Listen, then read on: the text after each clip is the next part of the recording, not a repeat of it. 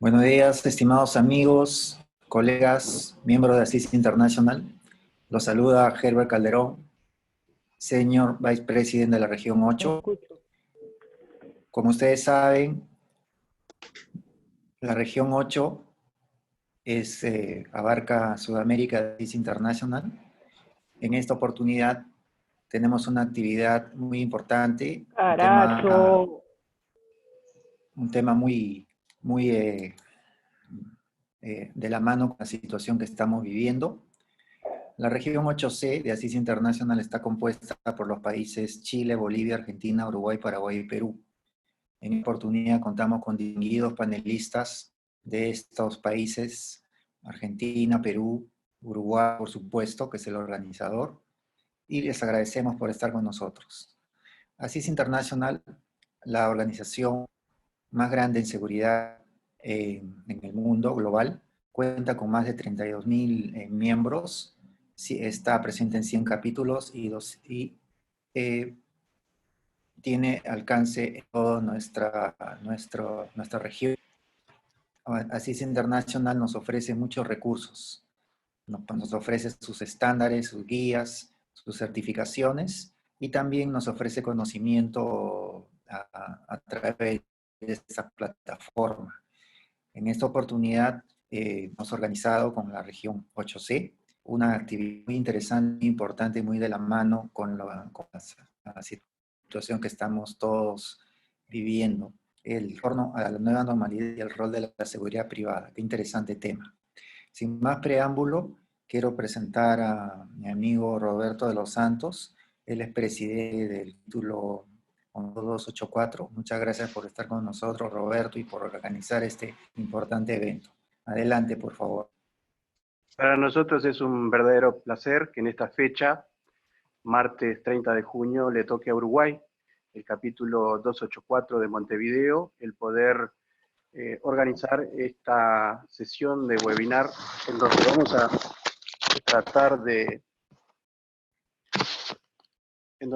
tratar de transmitir conocimientos, experiencias, con nuestro selecto grupo de expositores que hemos elegido para esta oportunidad. El tema de hoy, el tema que nos convoca, está relacionado directamente con esta realidad que nos está tocando vivir en el mundo. Es un tema que ha alcanzado a todos los países, a todas las sociedades, y ha afectado a la civilización contemporánea como la conocíamos hasta hace apenas 4 o 5 meses. En realidad, para nosotros, al igual que otros países, nos ha tocado, nos ha golpeado, nos ha impactado este fenómeno del COVID-19, y entendemos que hay un antes, que estamos gestionando una crisis en este momento, pero en forma muy positiva estamos tratando de ver que hay también un después. Para eso es para lo que nos estamos preparando. Los países tienen distintas formas de exposición al flagelo en estos días. Las realidades de unos y otros son distintas.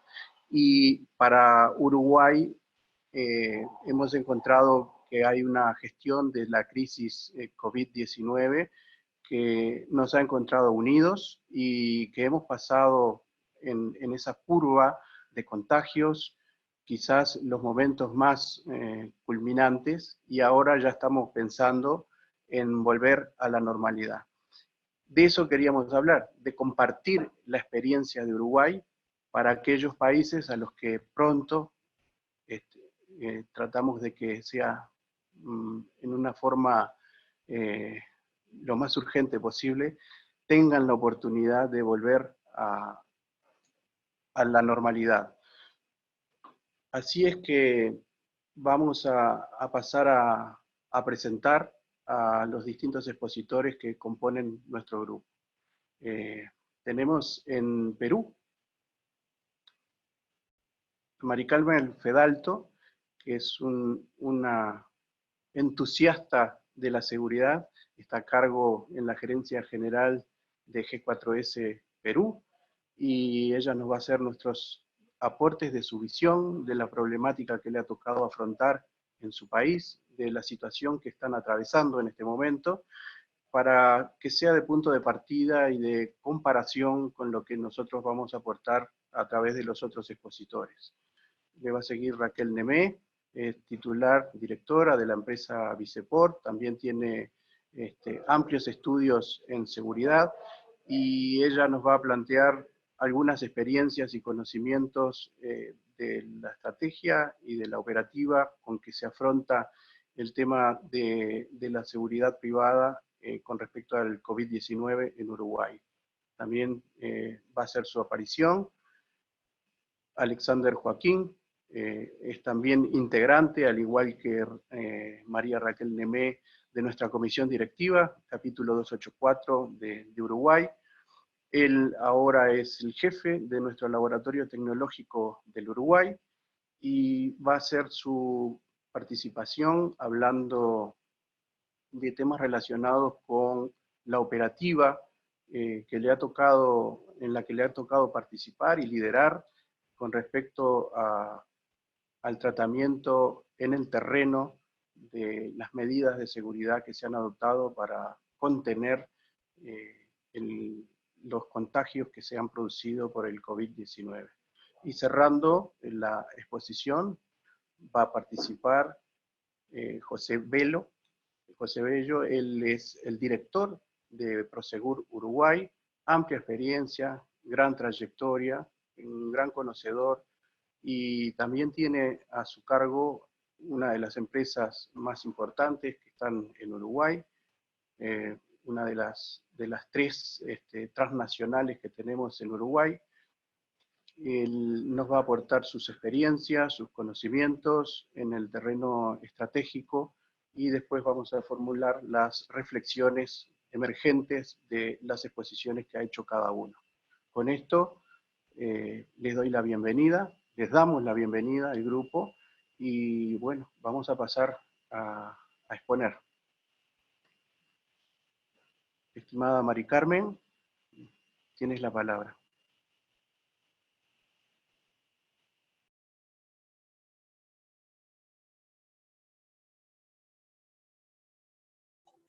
Hola, buenos días. ¿Me escuchan bien?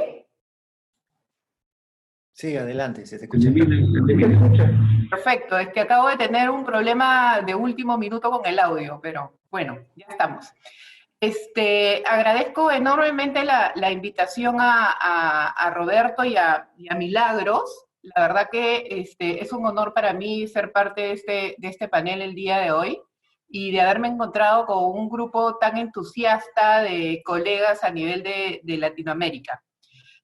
Conversábamos con Roberto la semana pasada sobre la presentación y básicamente sobre el motivo, el retorno a la normalidad. Y yo le decía, Roberto, pero el tema es que nosotros no estamos, pero nada cerca de retornar a la normalidad o a la nueva normalidad, ni mucho menos. Entonces, acordamos, y creo que es un caso bien interesante a revisar, el nuestro. De repente para los peruanos estamos ya muy familiarizados, pero realmente tomé nota de que la realidad en otros países es bastante diferente a la nuestra. Entonces, lo que yo les voy a contar el día de hoy es básicamente cómo está nuestro país ahora, y tomaremos nota de todas esas buenas prácticas que nuestros compañeros de Latinoamérica tienen. Entonces, ¿cómo estamos hoy día en el Perú? Llevamos 107 días de cuarentena, una cuarentena que la verdad empezó muy, muy rígida, casi en una detención domiciliaria. Al momento tenemos cerca de 280.000 casos infectados, de infectados, bueno, los que se han testeado, porque cada vez que testean más, salen más, entonces ahora dejaron de testear, y tenemos aproximadamente 9.400 fallecidos. Sinceramente no tenemos señales de que la pandemia esté bajo control. Si miran ustedes el cuadro de al lado, nosotros hemos empezado la cuarentena casi junto con otros países. La línea de Perú es la roja, otros países tuvieron sus picos y nosotros en realidad todavía seguimos creciendo. Es un crecimiento constante, ¿no? En este momento, la cuarentena termina el 1 de julio, o sea, mañana, y no estamos ni en la meseta, ni en la caída, ni con la pandemia bajo control. Eso es lo más crítico que estamos afrontando en este momento. El manejo de la crisis, la verdad que no ha sido el mejor. Hemos tenido errores grandes en el diseño de las medidas que tomó el gobierno. Por ejemplo, el tiempo tan corto para poder circular en la calle y hacer compras hacía que mucha gente se aglomerara en los centros comerciales, en los autoservicios. Las medidas que tuvo el gobierno para dar los bonos a las personas de bajos recursos, con poca información, la gente se aglomeraba mucho. Ahí ven ustedes algunas fotos de las colas que se tenían que hacer para acceder a ese bono, y esto propició que el contagio se hiciera aún mayor. Cabe resaltar que nuestra economía tiene una altísima informalidad. El 70% de la economía del Perú está movida por el sector informal. Eso hace que la persona que no trabaja en el día no come. Entonces generó una angustia muy grande a salir a las calles, a trabajar y a traer el pan de cada día. El descontento social es enorme. La verdad que se escuchan casos muy, muy críticos, y obviamente la economía familiar, dada a este ingreso diario que tienen, está muy deteriorada, ¿no? No menos importante es que en los últimos meses hemos recibido una inmigración muy importante de nuestro país, de Venezuela, y esta gente básicamente trabajaba en el sector informal y ha afectado muchísimo su situación en nuestro país. A ver, seguimos. Entonces, ¿qué pasó? La informalidad ha tomado las calles. Ahí lo ven en la foto de arriba. La gente no tuvo más que sacar sus productos y ponerse a vender en la calle, y habían compradores para eso.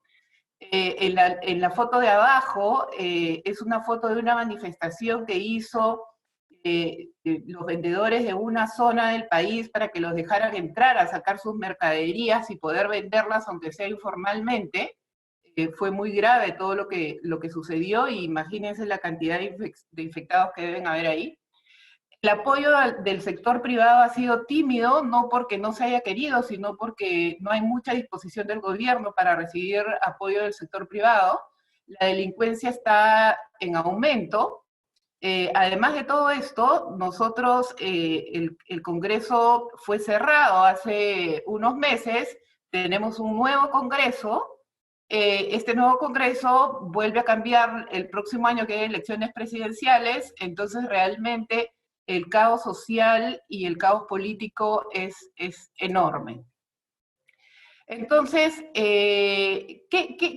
¿cómo ha ido tomándose medidas diferentes de parte del gobierno? El gobierno inició una reapertura gradual de la economía, pero esta reapertura fue, la verdad, que con muchos trámites burocráticos, que en vez de fomentar a que la economía se abriera rápidamente, lo que pasó fue que este proceso fue muy lento.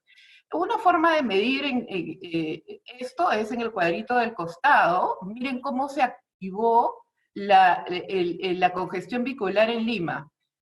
Casi nada, muy tenue, ¿no? Eso quiere decir de que realmente la economía no se reactivó como tal.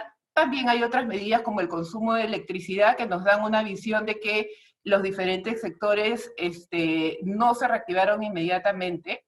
La cantidad de protocolos, procedimientos, fiscalizaciones a los que estamos nosotros sometidos el día a día para poder empezar a operar son enormes, enormes. Han colapsado, y la verdad que con muy poca guía y mucha fiscalización.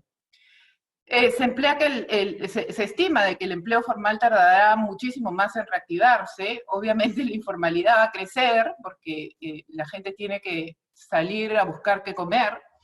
Y las empresas, pues, hoy por hoy están enfrentando un reto enorme para buscar cómo reinventarse y salir de esta coyuntura tan crítica. Obviamente, la clave es el desarrollo de nuevos productos y servicios que también tienen que pasar por una serie de protocolos para ser formales y una serie de autorizaciones. Pero la crisis, no todo es negativo, ¿no? La crisis también nos ha traído algunos cambios que la verdad no pensábamos que iban a ocurrir.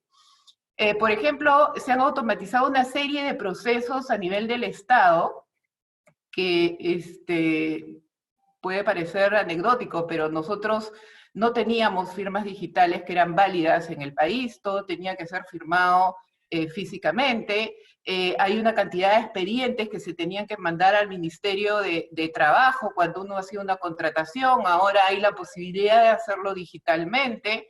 Esos son avances enormes, sobre todo para una industria de seguridad como la nuestra, que es altamente demandante de estos temas.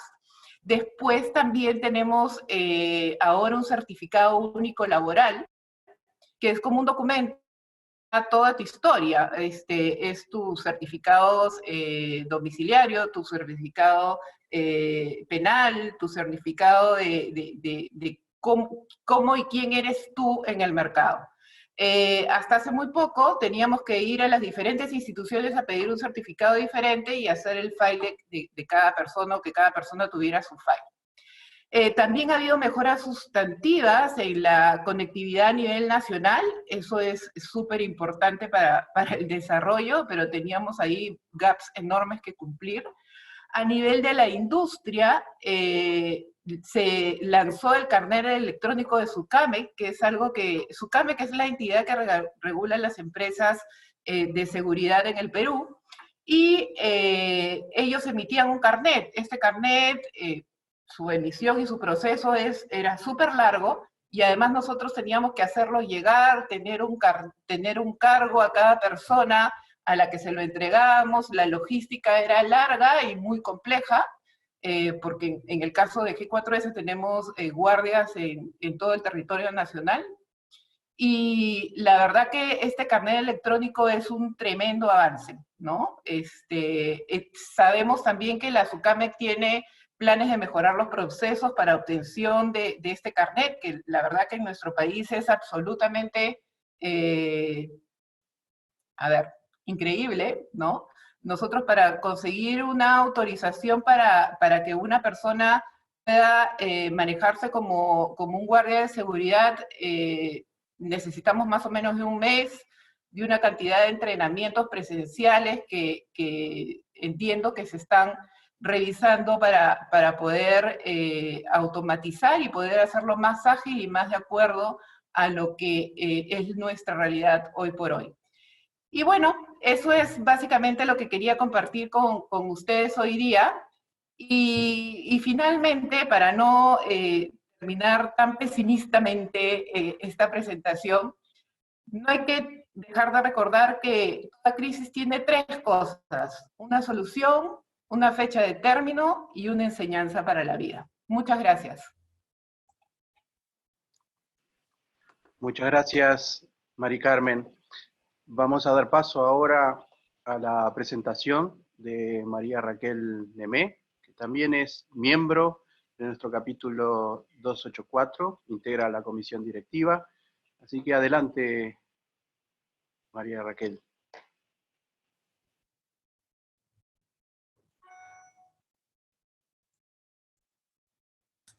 A ver si se comparte la Power. ¿Está compartiendo ahí? Hola. Perfecto. ¿Y me escuchan bien? Sí. Perfecto. Bien. Bueno, antes que nada, buenos días a todos. Muy agradecida de participar en esta instancia y poder contar un poco el acontecer en nuestro país. Nuestro Uruguay es noticia en el mundo por estos días, por el buen manejo de la crisis causada por esta pandemia. Tenemos una democracia bien consolidada y madura que permite al Poder Ejecutivo realmente tomar las acciones que considera necesarias. Este consenso político es primordial, ya que en Uruguay ganó una coalición de partidos políticos y asumió el 1 de marzo y el 13 de marzo se declara la pandemia, o sea que estaba recién fresquito en el poder. El presidente electo, Luis Lacalle Pou, lleva a cabo la gestión de esta pandemia, disponiendo una cuarentena voluntaria, pero con un profundo acatamiento. Si bien no fue obligatoria, fue un acatamiento bien interesante. El sistema de salud que tenemos es un sistema ordenado y accesible, y bastante universal, en lo cual muchos profesionales brindaron también la realización, ayudaron en la protocolización, en los protocolos serios, profesional y académicamente respaldados, eso también fue importante. Uruguay es un país que cuenta con una infraestructura de avanzada en la conectividad celular y internet, y esta alcanza prácticamente todo el territorio. De esta manera se logró una gran y rápida divulgación de la información, pero de la información valedera, de la información certera, para la prevención y seguimiento de la pandemia. Y la información oficial, ¿verdad? El presidente y su gabinete brindó confianza y tranquilidad en la comunicación, en la información oficial, dando informes diarios, que eran siempre oficiales, y también en donde se transmitían las medidas que se iban a ir tomando para esta pandemia. Uruguay tomó medidas en pos de proteger a la población de riesgo, los mayores de 65 años, por ejemplo, y o con patologías que los vulneraban, brindando también seguros de desempleos temporales especiales para minimizar el impacto y el contagio en ese sector de mayor riesgo de la población. Estas medidas fueron adoptadas irresponsablemente, muy responsablemente, por todo el sector empresarial, lo cual todos de algún modo fuimos dando o los seguros de desempleo, o licencias especiales, o dando las licencias para mitigar ese riesgo que se generaba por la transmisión del virus. Hoy nos encontramos volviendo a la actividad casi en su totalidad. Abrieron los centros comerciales con mucho protocolo, se preparan protocolos para el comienzo de los espectáculos públicos, las clases presenciales ya dieron comienzo, siendo el primer país de América que así lo hace, evidentemente con algunas modificaciones y medidas específicas, por ejemplo, que no toda la clase va en el mismo día, sino que se repartieron, 2 días va un grupo y los otros días va otro grupo, pero bueno, así se dio el inicio de clases presenciales. Y otras áreas como la industria y la construcción ya estaban en actividad con muchísimos protocolos con anterioridad. Nuestras fronteras con Argentina se encuentran cerradas, la frontera natural es un río, el río Uruguay, y facilita el control de ese flujo. Ahora, el único flujo que tenemos con Argentina es la parte de carga, flujo de carga. Es lo único habilitado, el turismo no. Lo que ayuda al control es de esta frontera con un río. Ahora con Brasil tenemos frontera seca, lo cual dificulta un poco el control. Aún así, con Brasil se hizo un acuerdo histórico epidemiológico para dar respuesta y hacer seguimiento conjunto de los casos positivos, con protocolos promovidos por Uruguay. Eso también fue muy, muy loable. Aún seguimos en esta pandemia. Y no hay que ceder terreno al COVID-19, y es bien importante el deber concientizar y reforzar los controles. Es allí donde las empresas de seguridad hemos tomado relevancia. Probablemente la alta gerencia estuvo hasta ahora muy preocupada por el área comercial, o cómo vender más, o mejorar el rendimiento. Pero esta pandemia puso en jaque a todos y en todos los aspectos. y la alta gerencia volvió la mirada sobre su activo más valioso, sus empleados. La prevención dada la necesidad de mantener libres de contagios, es súper necesario la prevención porque necesitábamos de esa continuidad. En nuestro caso, se debió trabajar junto a nuestros clientes, y en este punto se trabajó mucho sobre protocolos y procedimientos para garantizar la salud de los empleados, de las organizaciones, y asegurar la continuidad del negocio, tanto nuestra como la de nuestros clientes. Concientizar genera un gran desafío para todos, en todas las áreas. No es sencillo modificar aquellos actos que se realizan sin pensar, y ahora debemos estar atentos. Por ejemplo, el lavado de manos, nadie pensaba cómo se tenía que lavar las manos, ahora que tenemos que contar hasta cantar el que lo cumpla feliz, y yo qué sé, tocarnos la boca, los ojos, bueno, etc. Es así que la necesidad de concientizar muy bien a los empleados respecto a los nuevos hábitos en este estado de pandemia es primordial. Hacer el lugar de trabajo un lugar seguro se nos ha vuelto como aquella cosa que es un deber ser. Pero también, en nuestro caso, por lo pronto, tiene que ser el hogar de cada uno de los funcionarios también un lugar seguro. Para esto generamos una vía.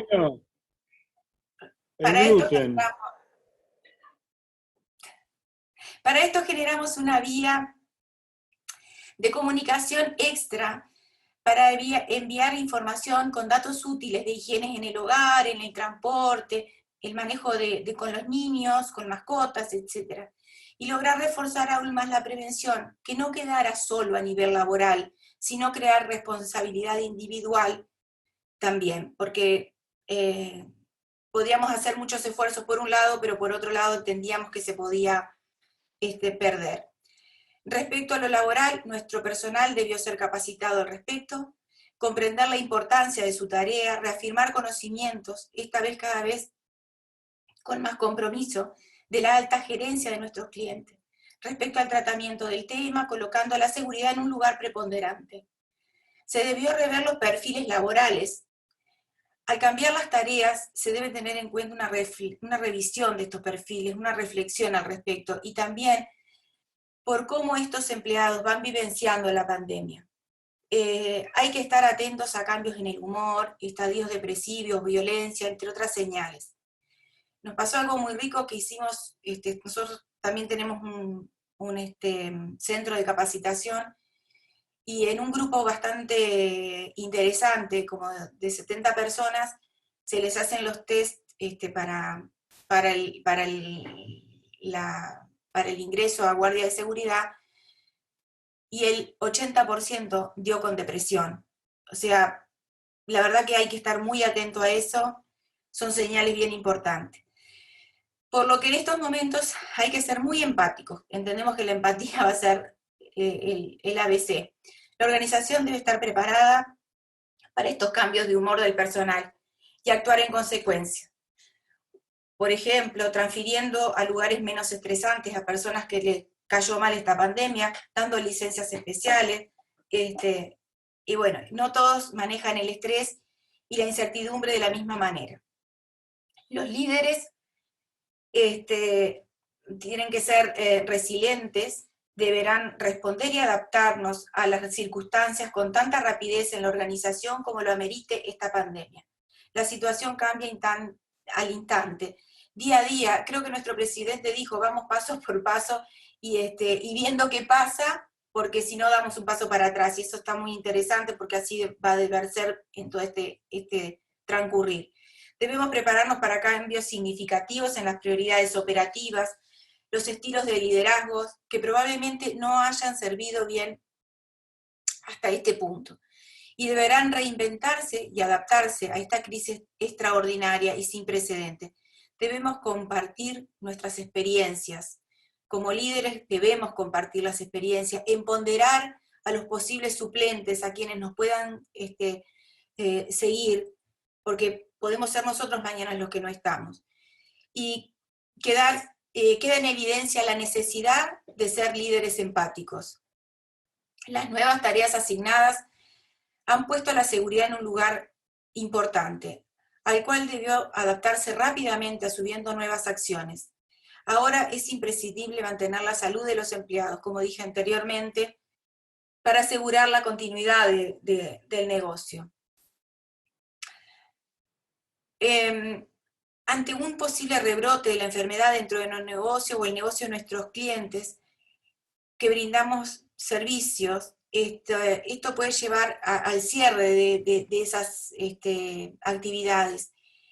Y la verdad que es algo que nos va a desvelar en esta instancia, porque como bien dije antes, el COVID no se terminó, no terminó aún. Esta pandemia, como decía Mari Carmen, tampoco seguimos transcurriéndola. Este desafío permite a quienes están más preparados previamente cierta facilidad para llevar a cabo la nueva capacitación. Aquellos quienes tienen espacios a la mejora continua, la cercanía con el cliente y sus necesidades, la capacidad de instruir rápidamente al personal con nuevos protocolos y procedimientos. Lo imprevisto e imperativo de la pandemia dejó expuesto el valor potencial de las organizaciones. La rapidez para redireccionar operaciones, reasignar puestos de trabajo rápidamente, tanto el teletrabajo como los trabajos presenciales. En muchos casos aflora un potencial humano, un liderazgo profesional que el día antes de la pandemia quizás no lo pensábamos así. Probablemente si nos planteaban que debíamos hacer eso y decíamos, no, es imposible. Entonces, es importante que hay líderes naturales que en las crisis se dejan ver y no son nuestro apoyo.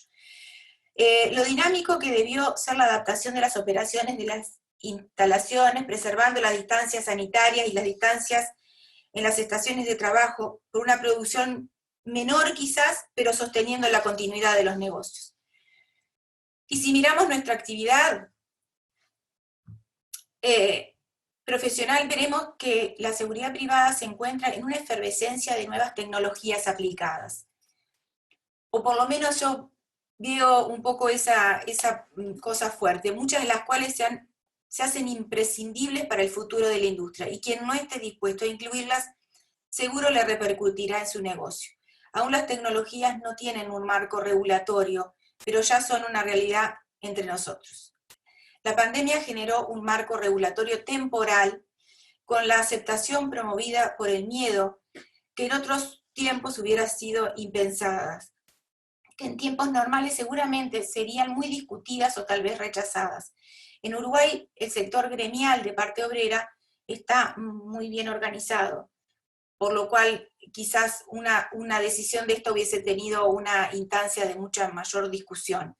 Es importante observar la aceptación de la utilización de los registros clínicos respecto a los datos de salud de personal, los cuales hoy están disponibles para el servicio epidemiológico, o el control de temperatura, los cuales podrían verse cuestionados en otra situación.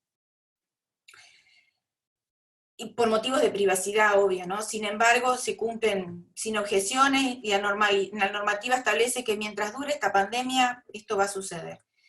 Este modelo de planificación ha demostrado ser muy efectivo para la gestión de la pandemia, el cual será valioso de mantener para futuras situaciones similares o otras cosas, en otras cosas. Otras medidas dispuestas por el gobierno fue el seguro de desempleo especial, un seguro que fue especialmente por el COVID-19, el cual colaboró para subsanar el primer impacto de la detención de actividades. Ante el paro de actividades, eso fue como un salvavidas inicial, pero luego se fueron acompañando de medidas más amplias, y para amortiguar esta parálisis, el Estado genera instrumentos de seguir inyectando movilidad a la economía, con aplazamientos de impuestos, postergación de vencimientos, créditos de viviendas, créditos sociales, subsidios especiales para los más vulnerables, asistencias con alimentos de primera necesidad, como medios de contención social. Para sobrellevar el lentecimiento de la cadena de pagos, el gobierno puso a disposición créditos con tasas diferenciales, créditos blandos, para las micros y medianas empresas. Un problema importante ha sido el desabastecimiento de suministros. Inicialmente fue sobre insumos médicos, pero a medida que se fue aplanando la curva epidemiológica y el mundo reorganizando la producción, el abastecimiento se normalizó. Y los insumos referidos a la industria de seguridad, si bien mermaron y sujetos a los stocks preexistentes en inicio, en la mayoría de los insumos se regularizó y no faltó, siempre hubo a disposición. El gran desafío, entiendo yo, es ya hasta esto que no se resuelva la pandemia y se encuentre una vacuna, una solución, no sé. El desafío es sostener las medidas de prevención y no tener rebrotes por negligencia o por mala prevención, manteniendo las medidas de distanciamiento, separación de áreas de trabajo, para limitar el impacto ante un posible contagio, tener información concreta para actuar sobre el sector afectado, y no que todo el personal circule libremente sin un registro u autorización, y lo hagan aquellos que sean imprescindibles moverse, y con todas las medidas precautorias. Esto es lo más difícil, ya que las personas con el paso de los días involuntariamente pueden exponerse y exponer a otros al riesgo. Veo un desafío, esto como un desafío externo. ¿Por qué? Porque será nuestra gestión la que deberá controlar estos comportamientos externos, que no siempre serán los indicados, comportamientos incluso de rebeldía generados por la propia situación de estrés, y que deberemos sí estar preparados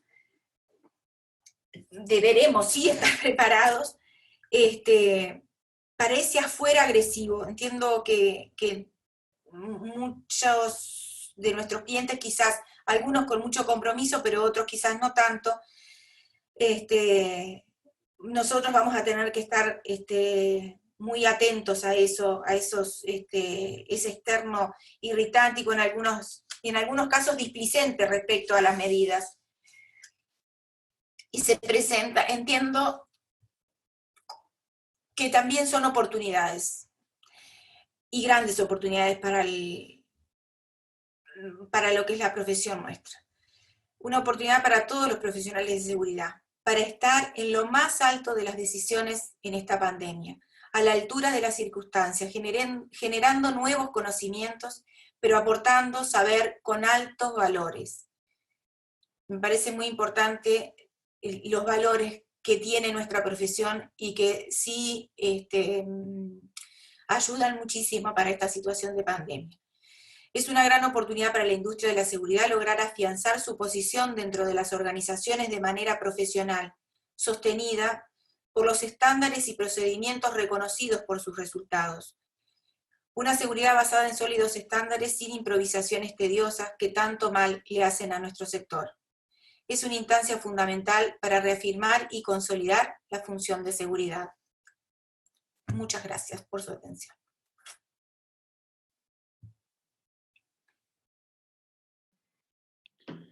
Muchísimas gracias, María Raquel.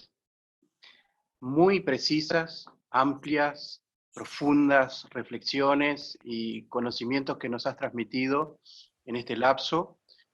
Has hecho un abordaje integral de la A a la Z de toda la situación Uruguay, muy similar a la que ha hecho Mari Carmen con su situación en Perú, a quien a las dos vamos felicitando por la calidad de lo expuesto. Ahora vamos a pasarle la oportunidad de disertar a nuestro joven integrante de la comisión directiva del capítulo 284 Uruguay, Alexander Joaquín, que en este momento está teniendo algún problema técnico con su conectividad. Como estamos en el mismo lugar, en el mismo ámbito, quizás él puede utilizar... Capaz que el host, que es Herbert, no habilita el video. Herbert, si tú puedes habilitar el video del host de Alexander Joaquín. Sí, claro. Él puede operar desde su máquina. Si no, le facilitamos la que estoy utilizando yo. Ahí está. Bueno, ahí creo que ya está, ¿verdad? ¿Sí? Ahora sí. Bien, Adelante, felicitaciones a la organización. Con ustedes, Alexander Joaquín. Adelante, Alexander. Bueno, buenos días para todos. Es un gusto participar en esta actividad en el día de hoy. Y bueno, la idea de mi presentación es mostrarles a ustedes algunas herramientas que hemos utilizado en Uruguay y en las cuales hemos tenido el gusto de poder participar en el desarrollo y en la instrumentación. Les voy a compartir la presentación. Bueno, como bien lo decía Roberto al inicio, yo trabajo en el Laboratorio Tecnológico del Uruguay. Es un laboratorio que se dedica a todo lo que es innovación tecnológica, y tenemos un parque tecnológico en el cual hay una serie de empresas que se dedican a la innovación y tecnología. Si bien Raquel ya se hizo una presentación de cuál es la situación del COVID en Uruguay, simplemente para actualizar un poquito los datos, al día de hoy 932 personas en nuestro país han cursado la enfermedad, y actualmente hay 83 con la enfermedad en curso.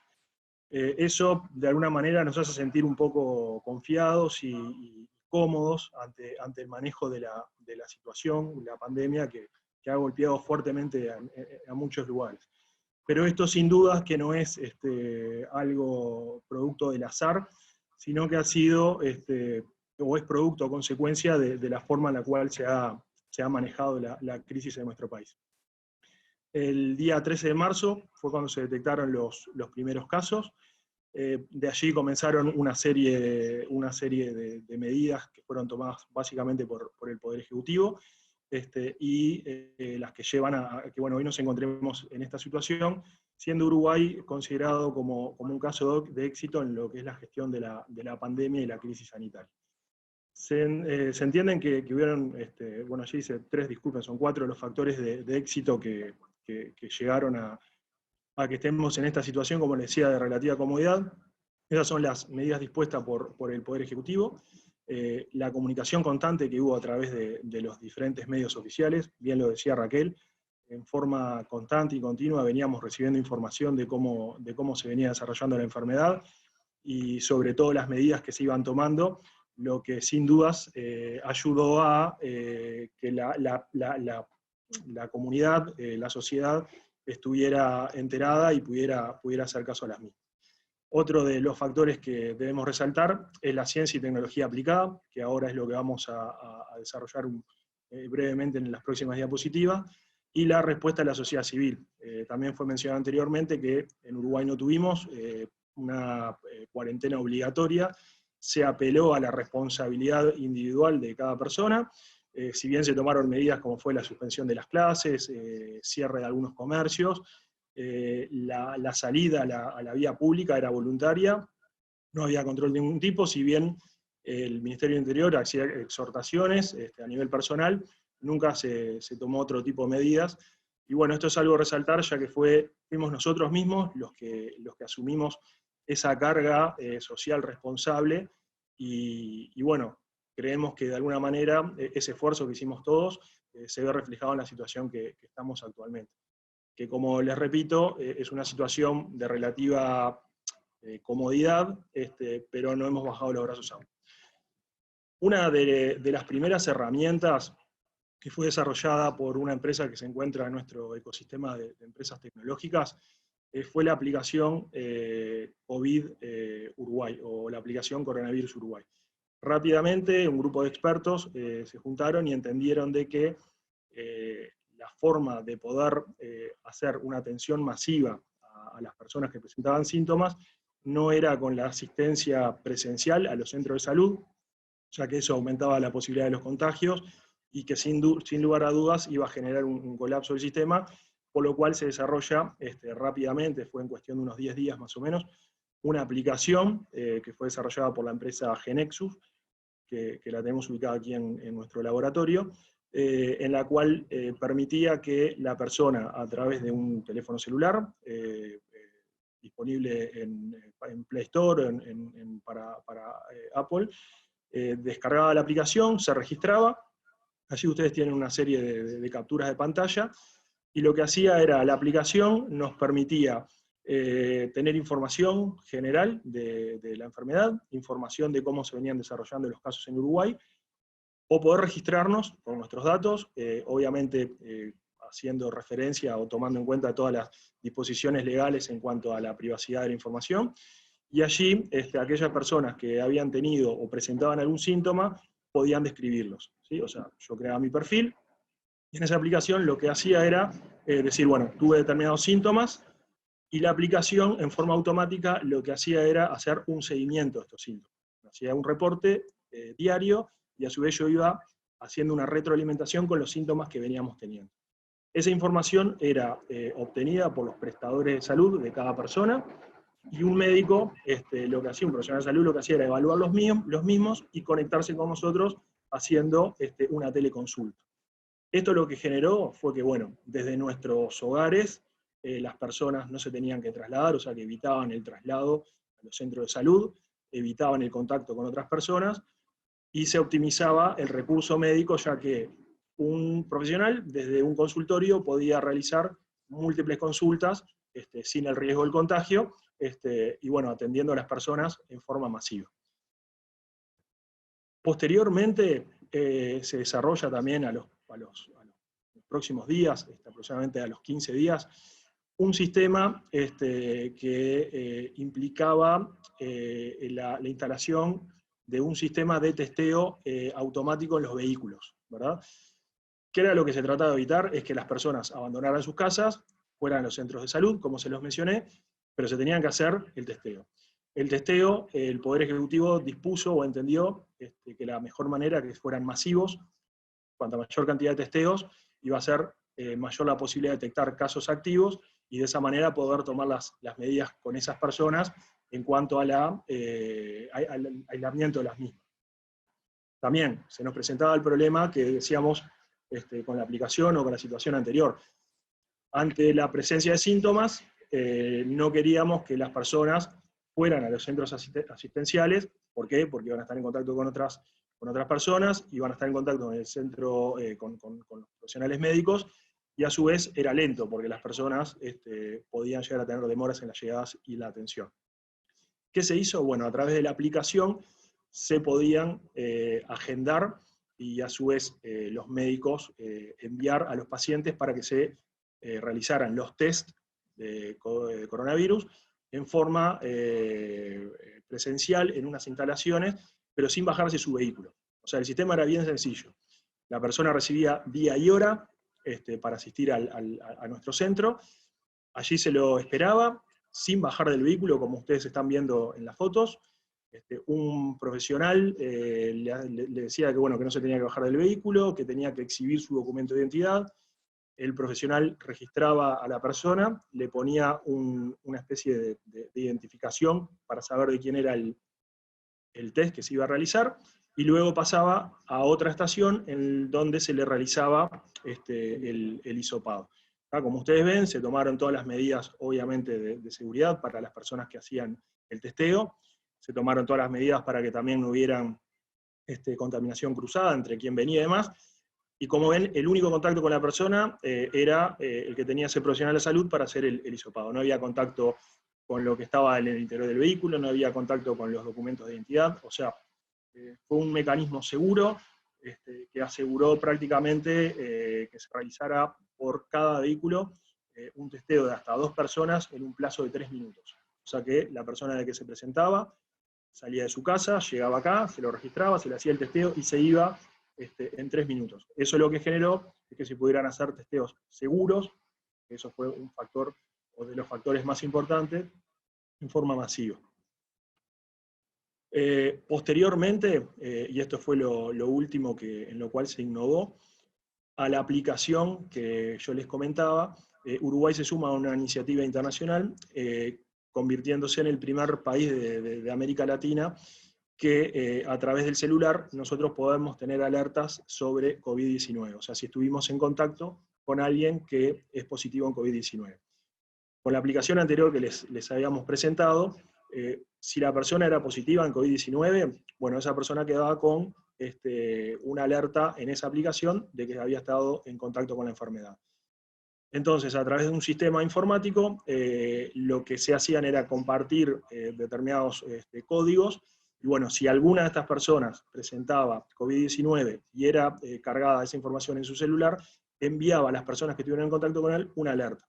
Esa alerta implicaba, mejor dicho, no implicaba compartir información personal, o sea, nosotros no sabíamos o no sabemos con quién estuvimos en contacto, eso obviamente es información reservada y personal y está protegida por la ley, pero sí sabíamos que estábamos en contacto con alguien. Entonces, eso lo que hace es nos permite rápidamente poder estar en contacto con nuestro prestador de salud para que se tomen las medidas pertinentes a los efectos de poder realizar los testeos y eventualmente poder aislarnos rápidamente. Como ya les dije, el sistema no revela ningún dato personal, ni identifica celulares, ni personas, ni los espacios visitados, porque lo que se trata de preservar justamente también es la privacidad de las personas. Bueno, y acá viene la parte que nos implicó a nosotros en lo que respecta a la seguridad y a la implementación de estas medidas. Tuvimos muchos desafíos desde el día 1 en lo que corresponde a la gestión de la seguridad, dentro de los cuales tuvimos los operativos. Nuestras instalaciones están en un predio de aproximadamente 10 hectáreas, dividida en dos partes, en las cuales tenemos un sistema abierto de asistencia de las personas, si bien se realizan controles de seguridad y demás, las puertas de nuestra institución están abiertas, y esto lo que generó fue que, ante la información de que en el LATU se iban a comenzar a realizar test para poder detectar coronavirus, se previó que iban a venir en forma masiva muchas personas con falta de información, o ante la duda, la incertidumbre que se había generado desde el primer momento, preocupados por su salud. Creo que lo haría cualquiera, obviamente, tratar de concurrir para poder hacerse un test. Entonces eso generó que rápidamente tuvimos que hacer muchos ajustes operativos en cuanto a los controles de ingreso, controles de acceso vehicular, lo que generó sin dudas una movida muy importante para poder readecuar todo nuestro sistema. Los logísticos, obviamente que ante la pandemia, o ante toda esa incertidumbre que había al principio, que si bien la información estaba disponible, muchas veces era un poco contradictoria, o tampoco a nivel técnico y científico no se sabía realmente cómo iba a evolucionar la situación. Nos encontramos de que tuvimos carencia de materiales médicos, que eran utilizados por nuestros elementos de seguridad, como ser máscaras, guantes, implementos de seguridad para poder protegernos. Entonces, bueno, ante esa situación tuvimos que hacer un acopio de lo que teníamos y logísticamente, a través de un sistema, poder hacer una distribución ordenada y correcta para no malgastar los mismos. Otro de los desafíos fue la capacitación del personal. Tuvimos que, en forma constante, tomar partes de las horas del turno, las horas del día, para capacitar a nuestros funcionarios en lo que respecta a toda la parte operativa, y a su vez en lo que era la información que provenía de la enfermedad misma. Como ustedes imaginarán, era la primera línea de contacto con todas las personas que venían desde el exterior para realizarse un test por COVID, por lo cual era muy importante no solo capacitar, sino que día a día hacer hincapié en todas las medidas que se debían de tomar, las medidas de higiene, las medidas de seguridad, protección, procedimiento de acercamiento a las personas, procedimiento de acercamiento a los vehículos, y todos los protocolos relacionados. Y por lo último, y creemos que es de los más importantes hoy, y voy a tomar una de las ideas que nos presentó Raquel. Nosotros pusimos que tuvimos un desafío moral con todo nuestro personal, con todo el personal de seguridad que estaba allí día a día enfrentando esta situación, que Raquel lo mencionó, que fue el liderazgo. Moral porque nosotros teníamos que estar ahí, teníamos que demostrarle al personal, nosotros como quienes gestionábamos y quienes éramos sus líderes, que nosotros también estábamos con ellos, que entendíamos la situación en la que estaban. No era fácil para ellos tener que enfrentar, como les mencioné, todas esas personas que venían, que no sabíamos si teníamos la enfermedad, no sabíamos si se iban a enfermar o no, y ellos en forma notable cumplieron con su misión, y bueno, siempre estuvieron a la altura de las circunstancias. Y para nosotros eso es muy importante y hoy se evalúa, por lo menos para nuestra institución, como algo muy, muy positivo, porque muchas veces sabemos que al personal de seguridad o no se le tiene confianza, o como que siempre lo tenemos ahí simplemente como un funcionario que está cumpliendo una tarea de vigilancia, y en este caso quedó demostrado de que, bueno, se pusieron las camisetas, estuvieron a la altura de las responsabilidades. Comentarles algún dato, no tuvimos, por suerte, y creo yo también por trabajo de ellos, ningún caso de contagio, no tuvimos partes médicos y no tuvimos ninguna situación anormal para lamentar alguna infección. Así que creemos que eso fue algo sumamente positivo. Básicamente estas son las herramientas que se utilizaron en nuestro país para la gestión de la crisis. Seguimos alertas y atentos a lo que pueda pasar. Sabemos que esto es simplemente herramientas que se utilizaron en Uruguay y que tal vez puedan ser o no aplicables en otros lugares. Sabemos que no es una forma de solucionarlo o no es algo que pueda, no sé, como si fuera la verdad absoluta, pero nos pareció importante poder compartirlo. Allí le dejo información de algunos sitios web en los cuales pueden llegar a ampliar la información que les comenté, y bueno, agradecerles la atención y estamos a las órdenes en lo que podemos ayudar. Muchas gracias, Alexander. Importante tu visión, la perspectiva operativa, muy complementaria de las exposiciones anteriores, hechas por Raquel y hechas por Mari Carmen de Perú, con el concepto claro de que este es un abordaje estratégico, es un abordaje país, es un abordaje de conciencia pública, es un abordaje en el cual la seguridad privada, desde los aspectos operativos, también tiene un rol muy importante. Y en eso estamos. Ahora le vamos a dar paso a José Bello, director de Prosegur Uruguay, extensa trayectoria, amplio conocimiento, experiencia, y nos va a transmitir su punto de vista respecto al tema que estamos tratando hoy. Adelante, José.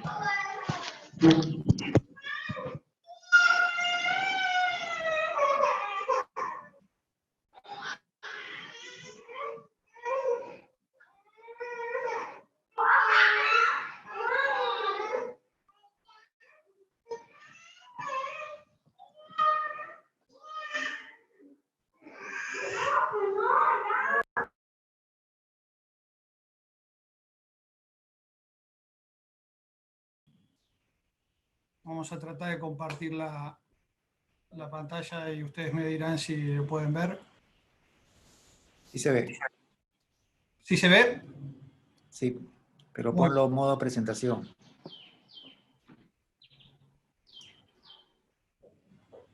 Perfecto, audio e imagen estaba saliendo.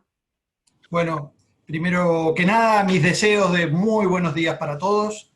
Quiero agradecerle a ACES y en particular a Roberto de los Santos, a quien tengo el privilegio de conocer desde hace muchos años, pero seguramente muchos de los que nos acompañan, y estuve mirando recién que hay más de 80 personas que están conectadas, la oportunidad de poder conversar sobre este tema. Fui directamente hacia la primera slide para no perder mucho tiempo porque estamos algo justos de tiempo. Pero les voy a pedir a todos los que están siguiendo este webinar que nos imaginemos por un segundo una situación que vivimos hace unos cuantos años atrás. Y me estoy refiriendo a aquella imagen de Bin Laden, aquel hombre de barba larga, sentado en una cueva en Tora Bora, declarándole la guerra a Estados Unidos. Nadie pensó en aquel momento lo que después vino y lo que generó en materia de seguridad privada. Tampoco nadie imaginó cuando en diciembre hablaban del virus lo que a nosotros nos iba a pasar y al mundo unos meses después. Entonces, la verdad que imaginarnos que un virus iba a generar la crisis más económica, más importante de nuestra historia, es bastante difícil. Y por ahí yo leí lo que decía Frigo en uno de sus documentos que escribió el profesor Eduardo Frigo en Argentina, que esto era como una serie de olas y que tiene diferentes impactos que yo lo quise asociar, y para aquellos que seguimos series o nos gusta el cine, hay una serie que habla se llama El sabor de las margaritas, para quienes no lo vieron, es un policial español, y la protagonista en una pared pone todas las personas que son las sospechosas y los va uniendo con hilos. Yo quiero hacer algo de eso en esta presentación, y para ello les voy a mostrar de una agenda que me hice, y me gustaría que ustedes imaginaran esos hilos que unen unas cosas y otras. Por eso lo de imaginarnos aquella amenaza y lo que pasó después, esta amenaza y lo que pasó después, y cómo esto impactó en nuestro negocio. Hablaron de la situación país, o sea, yo voy a tratar de resumir, porque como dijo De los Santos, las situaciones de cada país son particulares y lo vamos resolviendo a medida que van avanzando. Yo escuchaba muy atento lo que iban diciendo unos y otros. Por ahí Raquel dijo algo que dijo el presidente, ¿no? Para adelante todo lo que se pueda, para atrás todo lo necesario, y en ese ejercicio, en un mundo volátil como el que nos toca vivir, las empresas no somos ajenas y nos vamos a tener que ajustar a todo eso. Yo les puedo contar de Prosegur, como empresa que tiene presencia en más de 24 países, cómo hemos visto esas situaciones, porque han sido bien diferentes de acuerdo a los países que nos ha tocado. Y escuchaba a María del Carmen cuando hablaba de Perú y de la situación, y así nuestro colega que María Carmen conoce, Gianfranco, nos mantiene al día también de cómo van evolucionando las cosas, o involucionando, como igual que aquí, que también nosotros en un momento llegamos a tener muy poquitos casos, creíamos que íbamos a llegar a esta altura del mes casi sin casos, y nos explotó el tema de 33, y ahí otra vez uno de esos puntos diferentes que son el tema de la responsabilidad, de la concientización, del todos los días en una tarea como la nuestra, que naturalmente, si bien se ve en las 8 horas que muchos guardias realizan en diferentes servicios, y el nivel de atención es difícil de mantener, hoy más que nunca trabajar sobre eso es fundamental. Entonces, ¿cuál es la situación de nuestro país? Bueno, a ver, lo podemos mirar en relación a diferentes cosas, a la región, lo podemos mirar desde el punto de vista económico. Ayer nuestro ministro de Trabajo hablaba de la crisis laboral, y esto en nuestro negocio tiene grandes impactos. ¿Por qué? Porque indudablemente en algunas verticales de nuestro negocio, el impacto económico que esta crisis va a tener, y por ende que nos va a repercutir a nosotros como prestadores de servicio, va a ser muy fuerte en todo lo que tiene que ver con ocio, hoteles, viajes, grandes reuniones. Va a haber un antes y un después, sin duda que lo va a haber. Y esa situación nos va a golpear a todos nosotros. ¿Y por qué digo que nos va a golpear a todos nosotros? Porque quienes nos dedicamos a esto, a ver, acá hay noticias muy buenas y noticias no tan buenas. El tema de la informalidad, que también María del Carmen lo mencionó, es un tema que en la industria y en el giro nuestro es un problema diario, porque la competencia puede ser muy desleal. Y en un momento como el de ahora, también vemos que los órganos fiscalizadores van a tener cierta laxitud, porque naturalmente nadie quiere más problemas de los que hay, y va a ser muy difícil lograr mantener el nivel laboral. Por ahí OIT habla de que el PBI mundial va a manejar, va a disminuir en un 6% mensual. Acá en Uruguay nosotros tendemos a llevar las cosas a veces a niveles futbolísticos o a otros niveles, pero la verdad es que el dicho en en el promedio los que somos no muy altos nos ahogamos. Y naturalmente que en países el déficit va a estar muy por encima de los 2 dígitos y en otros seguramente esté en 6% o en tasas similares. El desempleo, él hablaba de que, y mencionó, repitió esto que OIT dice, 300 millones de personas van a estar afectadas directamente y 200 millones de personas van a perder el trabajo a nivel mundial. ¿Cuánto de eso nos va a impactar a nosotros en cada uno de nuestros países? Y acá otra vez el tema de los promedios. Cuando empezó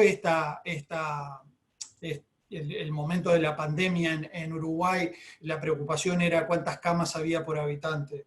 Y el promedio, que nosotros estamos en la mitad de la tabla, porque no somos ni los peores de la clase ni los mejores, pero estamos hablando de que hay algo así como 20 camas por cada 20 camas cada 10.000 habitantes, si mal no recuerdo, pero otra vez, ¿dónde están esas camas? Porque hay que ver la distribución, hay que ver en dónde se da los mayores contagios. Entonces, todo eso son esos hilos que yo les pido que sigan en esta agenda. La situación regional ya le hemos hablado, la situación mundial la conocemos todos. El impacto que va a tener en los sectores, como yo les decía, y ahí en el segundo punto yo hablo de las necesidades de caja. ¿Por qué? Porque va a haber naturalmente un deslizamiento en los pagos, en todos los pagos. Y en nuestro rubro, en nuestro giro, nosotros tenemos que hacer frente todos los meses al pago de los haberes de nuestros funcionarios. Y si hay un deslizamiento de ese giro, a nosotros nos expone muchísimo. Y cuando tenemos poco margen, como en nuestra industria, realmente el negocio se hace bastante difícil de llevar adelante. Si a eso le agregamos informalidad, mucho peor. Por eso la reacción. Por eso los desafíos son importantes. Y por eso me parece que estos webinars, que hay cientos y estoy seguro que de muchos que escuchamos siempre sacamos alguna enseñanza, son fundamentales. Fundamentales porque como cajas de resonancia nos permiten conocer, aprender y saber qué pasa, porque no hay nada en el mundo, no hay nada nuevo. Y yo por ahí tengo una diapositiva de las buenas noticias, porque delitos siempre hubo y lamentablemente es parte de la naturaleza humana. Y cuando ahí menciono en la agenda las nuevas formas de delitos, yo me acuerdo que cuando nació el SIDA, una de las formas de delito que en algunas regiones todavía se mantiene, personas con una jeringa con sangre amenazaban a otras para llevar adelante los hurtos, las rapiñas o la forma en que se tipifique ese tipo de delitos. Hoy en nuestro país estamos viendo la escalada que hay en estafas a través de la web, ya sea con la modalidad que se convierta por phishing a través de las tarjetas o a través de cuentos del tío en el teléfono o de otras maneras, y es una preocupación. Hace pocos días, Avi Katzan, que es un uruguayo que trabaja en Israel, que nos visitó para hablar sobre ciberseguridad, decía que se multiplicó por 5 los ataques, pero todos sabemos que existe una cifra mucho mayor, que es el aumento de los planes que se realizan para atacar y de las cosas que no conocemos, esa cifra que no pasa a estado público y que sucede. Entonces, ¿qué? Nos tenemos que adaptar. ¿Y cómo nos adaptamos? ¿Qué nos pidieron nuestros clientes? A Prosegur. Y bueno, naturalmente que todas aquellas medidas, independientemente de la eficiencia y la eficacia que tienen las medidas, hoy todos conocemos en mayor o menor medida la capacidad de las cámaras termográficas que nos pueden medir la temperatura de las personas, medir aforos, la capacidad de de los locales, y que indudablemente, una vez más, como caja de resonancia, los profesionales del tema, tenemos que salir y comentar y hablar con nuestros clientes y ser consultores. En la región pasó un poco lo mismo, y en el mundo, de acuerdo al nivel que tuvo esa pandemia, ese tipo de soluciones han sido de mayor o menor medida utilizados y comercializados por las firmas de seguridad. La transformación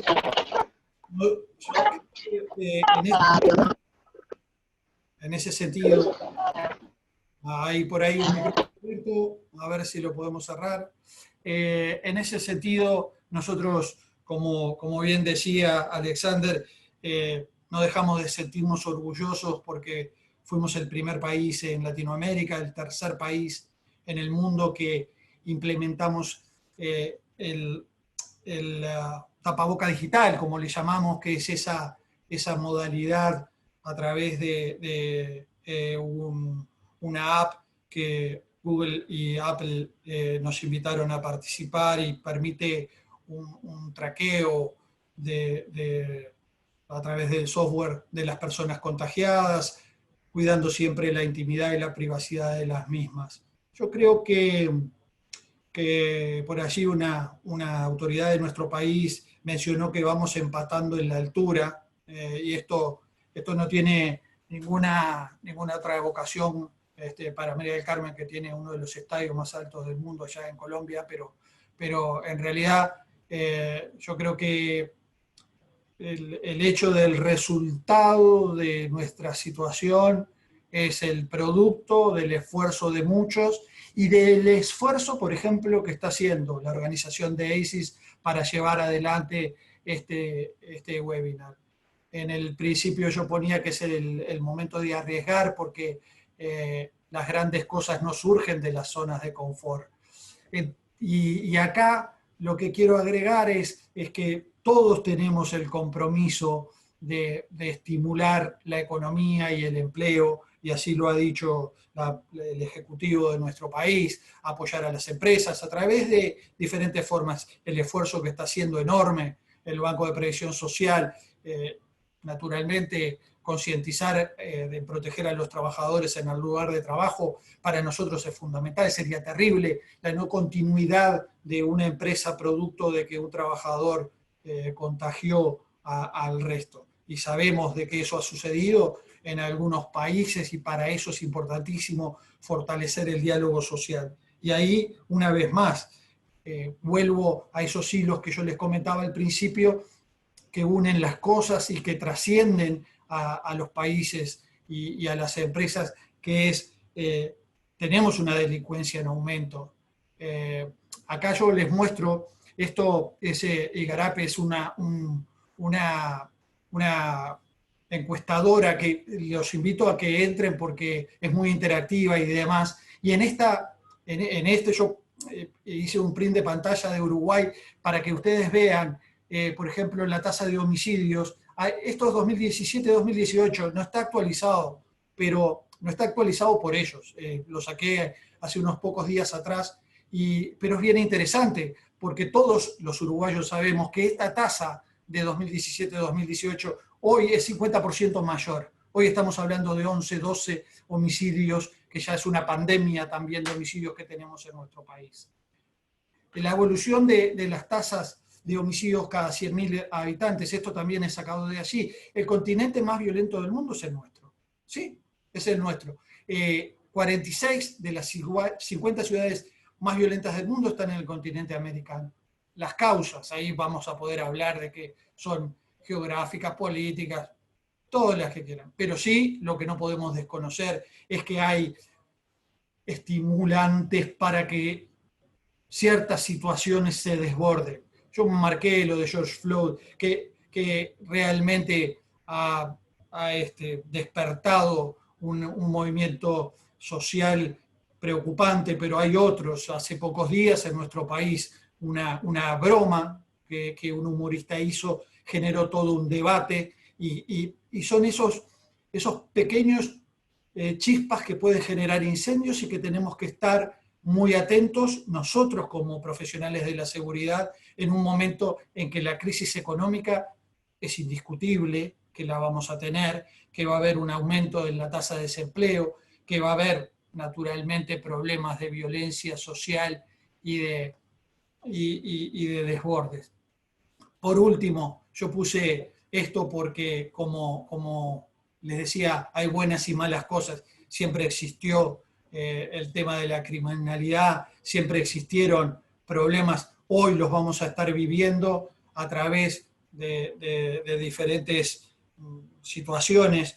Y acá todos sabemos que desde 2015 la situación en nuestro país, en el mercado del trabajo, se viene deteriorando, pero nadie en su sano juicio está pronto para lo que se nos viene, porque naturalmente va a venir un momento de muchísima dificultad y en donde todos de una forma u otra estamos intentando hacer que nuestras empresas sean rentables, estamos pensando en procesos de automatización, en robotización, en contactless, en un montón de situaciones, pero que sin duda van a ir en desmedro de las fuentes laborales. Fuentes laborales que se van a tener que transformar, no es que se pierde todo, se transforma. Entonces, todos tenemos que estar dispuestos a pensar, porque creo que es una oportunidad gigante para las empresas y para la profesión, como todos mencionaron previamente, que la capacitación es el lugar por donde vamos a encontrar la salida a esta situación. Sin más, para finalizar, yo les dejo una reflexión de alguien que si bien lo dijo en forma hilarante, me pareció interesantísimo. Todos nos sentimos atraídos por personas que piensan como nosotros, pero creo que hay que rodearse de personas también diferentes, y por eso me pareció realmente interesantísimo lo que hizo Roberto de juntar diferentes experiencias y gente del interior de nuestro país, aunque suena extravagante que el interior es afuera, pero bueno, es una contradicción como tantas que tenemos en el Uruguay, pero de Colombia, y de una actividad como es el Parque Tecnológico LATU, en donde Alexander Joaquín nos permitió regodearnos de esa herramienta que se ha desarrollado con tanto éxito en nuestro país. Agradezco el tiempo, espero no haberlos aburrido, y una vez más, gracias a todos, quedo abierto a las consultas que tengan. Muchas gracias, José, por tu intervención completa, extensa, precisa, con un abanico de posibilidades con respecto a la situación que está viviendo Uruguay, un abordaje distinto. Tratamos de los distintos participantes hicieran su exposición de su visión, lo que le dio riqueza a todo el webinar. Y también es tiempo, si Herbert nos lo permite, le estoy consultando, de hacer alguna reflexión final. Adelante, por favor. Bueno, muchas gracias. Tenemos que tomar en cuenta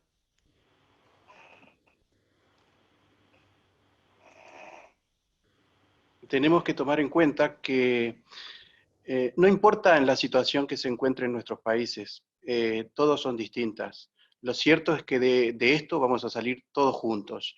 El esfuerzo de concientización, de culturización de nuestros pueblos es el gran ingrediente que va a hacer el aporte para vencer al flagelo que está afectando a la población mundial. Consideremos esto como si es una guerra.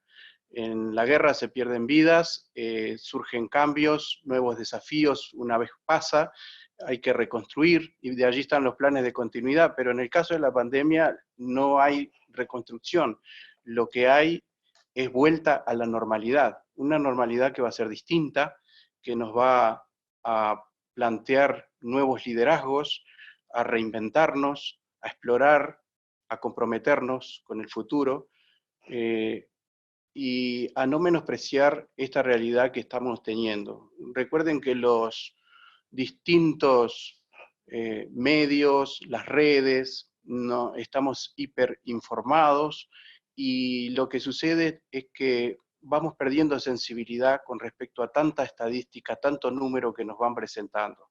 Pero yo les voy a dar un par de números que nos van a poner claramente en la situación. Entre 1950 y 1953, Estados Unidos de Norteamérica mantuvo una guerra en Corea. Allí se dividieron las dos Coreas, Corea del Sur y Corea del Norte, 3 años de guerra, y 10 años después, ya en 1965, durante 10 años, en Vietnam, otra guerra fratricida, en medio de un mundo convulsionado como fue la década de los 60, en París, en Venezuela, en Estados Unidos, los derechos civiles, el mundo estaba en situaciones de mucho conflicto.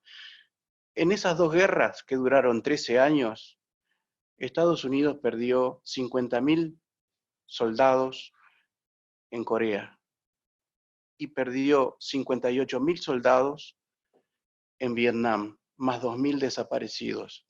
La sumatoria, si la hacen fácilmente, estamos hablando de 110.000 personas. En 13 años de conflictos bélicos a nivel casi regional en Asia.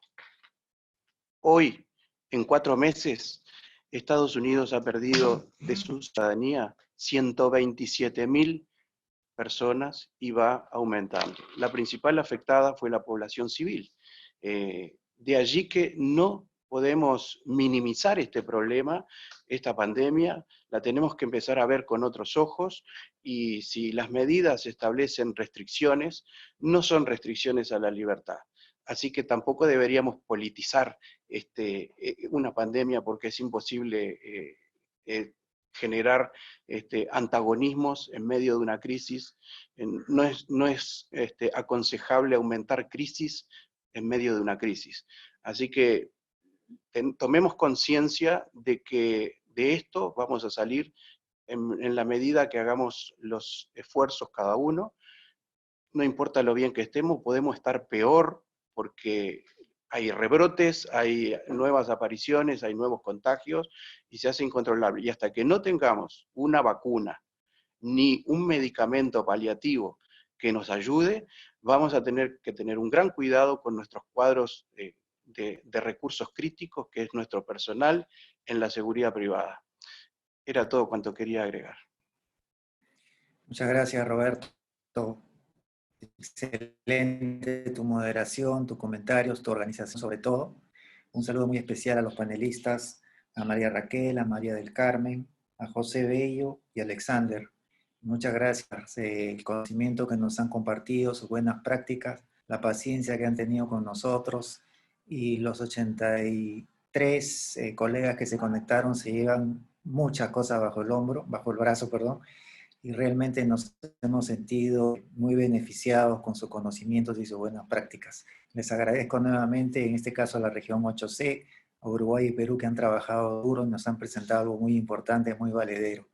Muchas gracias nuevamente, muy buenas tardes, muy buenos días, colegas, y nos vemos la otra semana. Buenas tardes. Gracias. Fraternal abrazo para todos. Muchas gracias, Herbert, Asís, y a los panelistas que nos acompañaron hoy. Muchas gracias. Gracias. Muchas gracias por la oportunidad, y gracias a Asís, porque la verdad que Asís siempre nos ha ayudado muchísimo a hacernos más profesionales y cumplir con la función de seguridad. Gracias a ti, María. Felicitaciones a todos los disertantes y al equipo, estuvieron muy bien, felicitaciones, y a seguir adelante con estos emprendimientos. Ha sido extraordinaria la charla, Herbert, muchas felicidades. Reciba nuestro reconocimiento y saludos desde México, capítulo 217. Muchas gracias, Fernando. Gracias, Un México. fuerte abrazo para ti también. Gracias por acompañarnos.